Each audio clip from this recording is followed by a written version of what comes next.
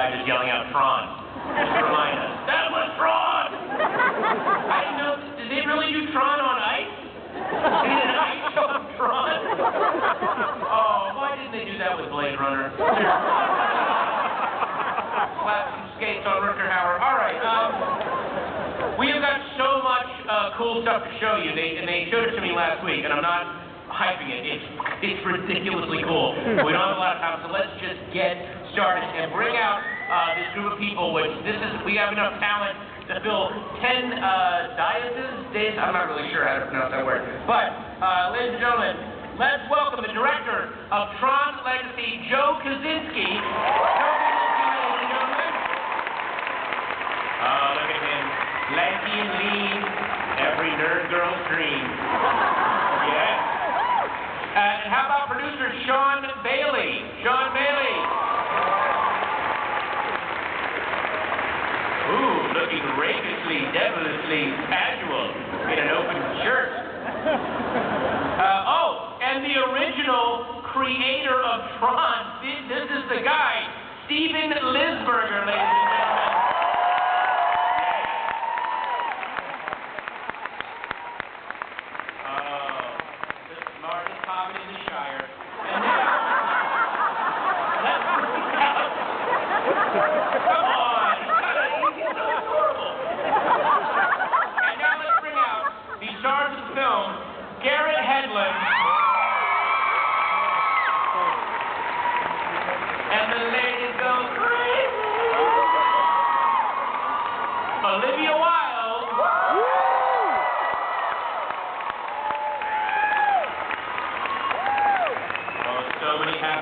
Out there right now. Michael Sheen making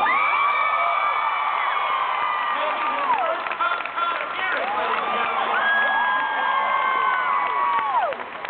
Tron himself, Bruce Boxleitner.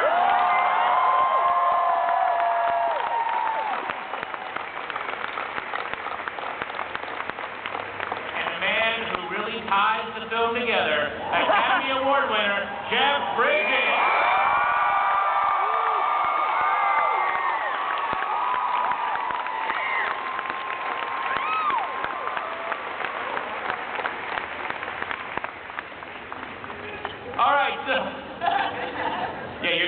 You'll be hearing a lot of random news during the day, Jeff, so that's not any kind of flashback. Just take it and roll with it. Okay, so Joe, let's start with Joe, the director. Basically, you are doing the next chapter of Tron, so talk a little bit about how, kind of intimidating that must have been, and talk about some of the special effects and stuff that you worked with, and go ahead. Yeah. Talk. Thrill them.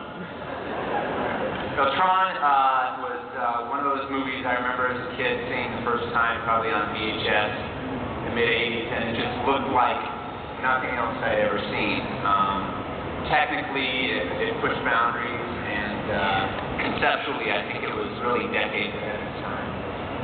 So it was an honor, but a daunting kind of challenge to do the next chapter of this film, and I knew we had to push the boundaries.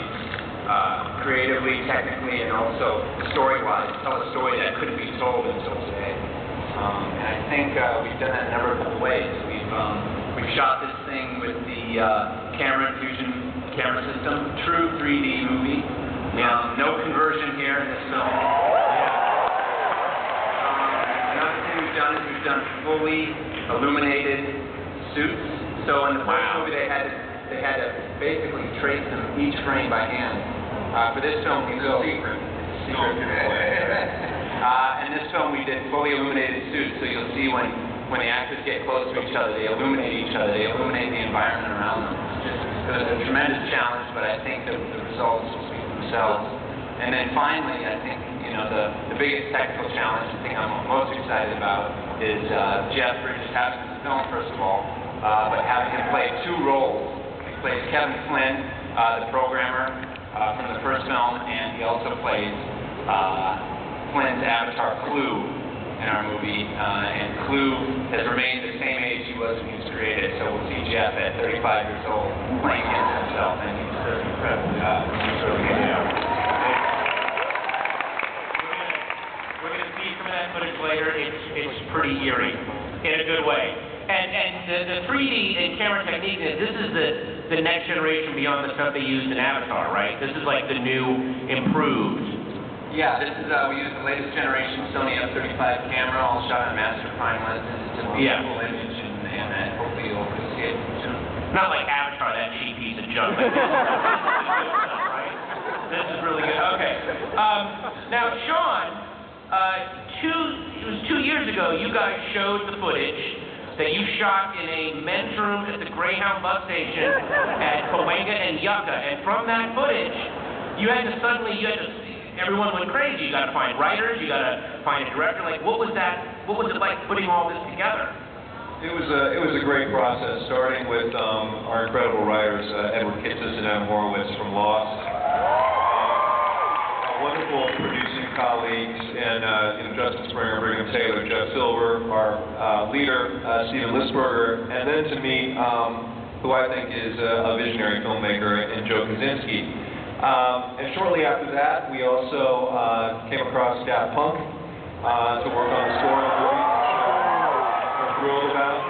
And then you hit the piece of casting and the process, and we felt we had to have Kevin Flynn, and we had to have Tron, so we were very fortunate. And then starting us off, we had Jeff Bridges and Bruce Boxleitner join the cast. We were very much focused on a father-son story, a real emotional story at the heart of this movie, in addition to all the, what I believe are stunning visuals. And so to cast the son of Kevin Flynn, we're very fortunate in finding Garrett Hedlund to play Sam Flynn. And then wonderful other cast members, Olivia Wilde, Michael Sheen, and a surprise or two in the movie yet to be revealed. But just an incredibly fortunate process with a great collaborative team. Wow, that's now Jeff Bridges. I mean, the number of characters you've created in your career, all the acting challenges that you have gone through. Now suddenly, you're in a movie where you're revisiting a character you played 27 years ago. I think that might be the furthest amount of time between originating the character and going back to him, and then you've got to act against yourself, a 35-year-old version of yourself. Yeah. What was all that like, man? It was pretty wild. One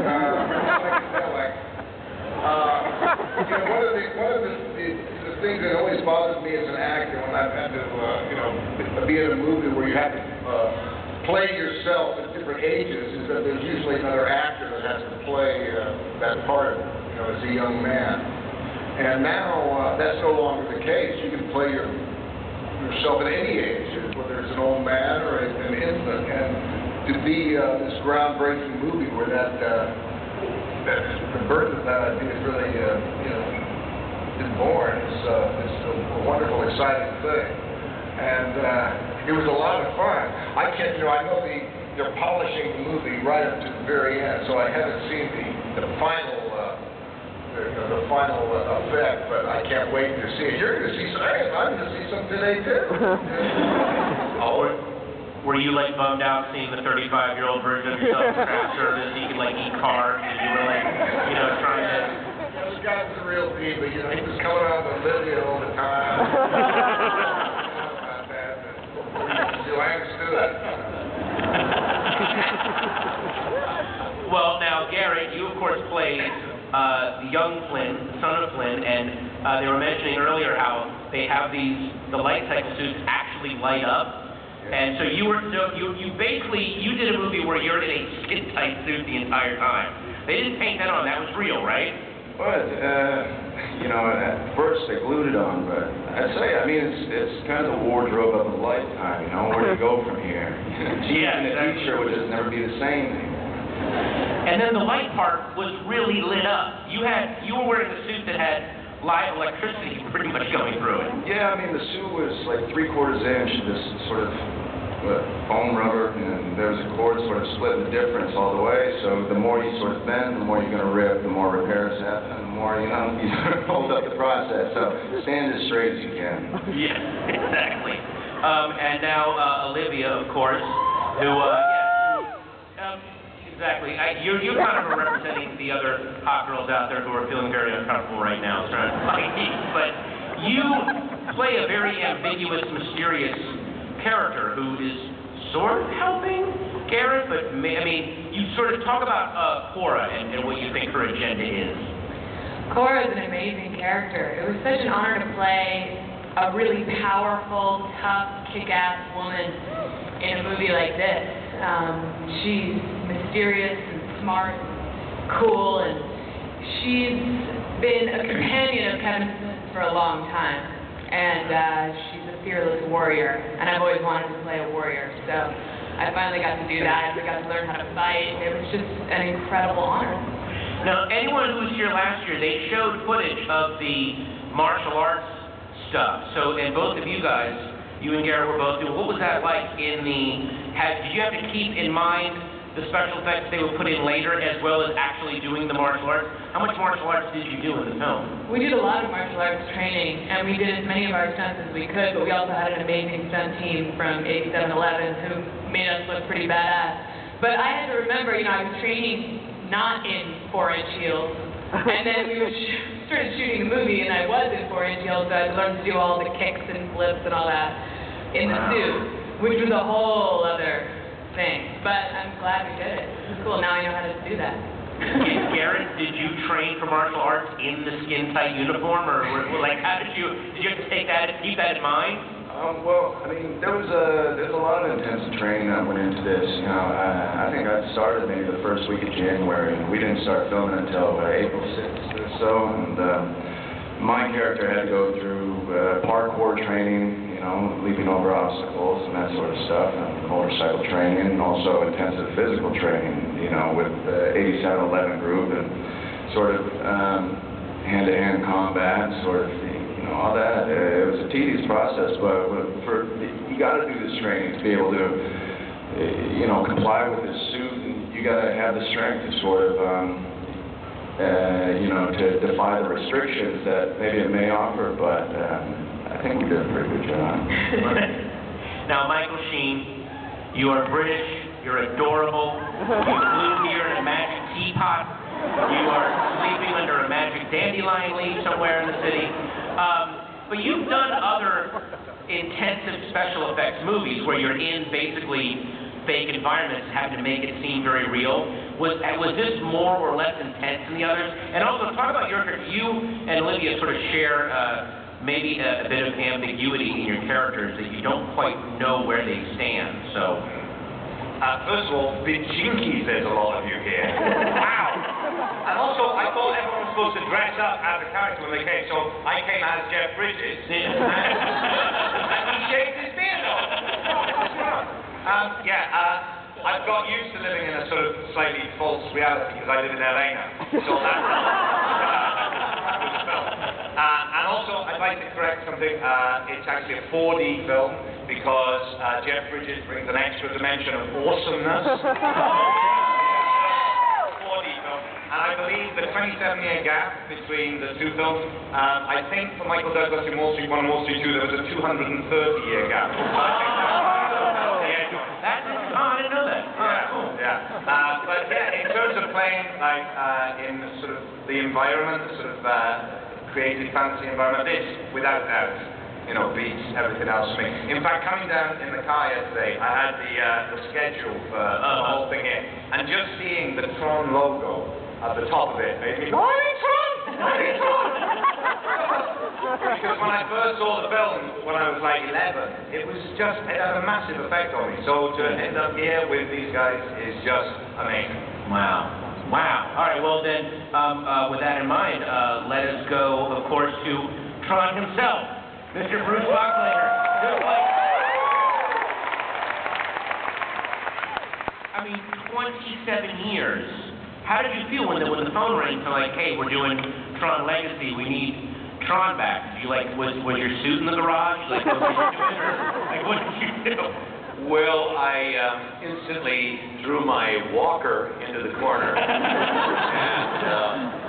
I felt like the old Tron again. I was absolutely thrilled when I did get that phone call. To revisit a character 27 years later is quite amazing. You don't get to do it very often, and to see where they went with Alan and the rest of the characters. So You know, I've been living in science fiction for a while now, so I know the CGI stuff pretty well, having had a space station for 5 years on television. So I do know looking at a little piece of tape on a green screen, I know exactly what it is. I've fought many space battles. But this one takes it into a whole new dimension. I think you're all going to be very, very thrilled by it. I am. And I'm the biggest Tron fan there is. Wow. Now, you and Jeff were talking a little bit backstage about, you actually kind of, you both sort of realized at the same time, the technology that existed when you guys first did Tron compared to how it is now, it was ridiculous. There was no internet. Our phones we carried around in big suitcases. Completely different world. And now, but looking back, I noticed that the same thing attracted me to the original as Tron Legacy, and that is getting a chance to, play around with all of the technology that is, cutting edge. Yeah. And of course, the technology that's used in this Tron makes the old one look like a, old black and white TV show. This is pretty spectacular. I mean, we had spandex tights. Oh, yeah. And a hockey helmet. Don't forget that. And we threw frisbees. Don't forget our dance belts. And the immortal dance belt. The fans out there are going to want to get first male thong. They're available. The Tron dance belt. Available at a booth just outside.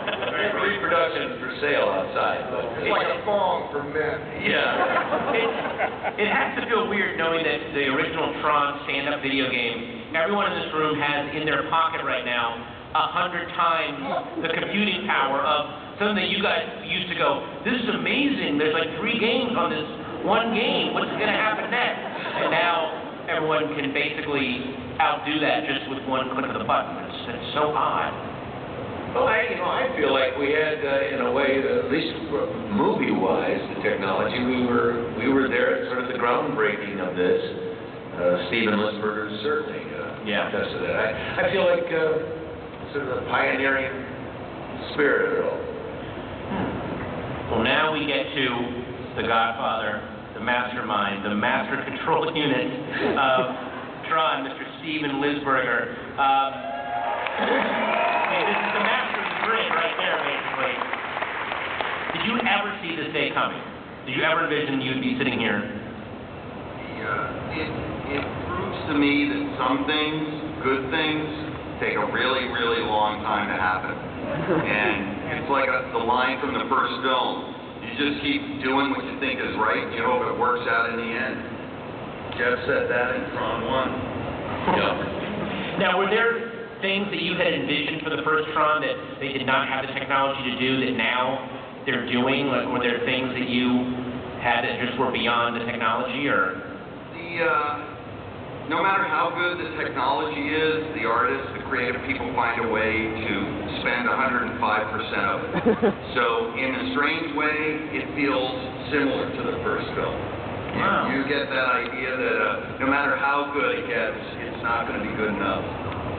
Well, yeah. Wow. Well, a 27-year gap. We're going to now run a quick in memoriam montage of the original Tron fans who died waiting for this. Okay, well, Joe, you do have some stuff to show these guys, though, right? So we're about to start running. What do you think? Yeah, well, Comic-Con is so important to this movie. We were here 2 years ago. We put up a little VFX test we did just to test the waters to see if there's any interest in this movie whatsoever. And due to the response from the fans here and around the world, it's a big reason why this movie is happening today. So I want to make sure we did something special for you guys, something exclusive, show you something that no one else has seen. So I brought about 8 minutes of the movie to show. Holy crap. Wow.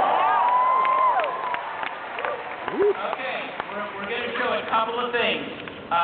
Put your 3D glasses on, and please take your camera phones out and get ready to film. There's no better way There's no better way to honor their hard work than to post a shaky, choppy, short version of this on the internet for free. There is no better way to do it. So get ready to film this. And I saw this stuff last week. I can't wait to see it right now. Are we going to do it? Let's dim the lights. Clap.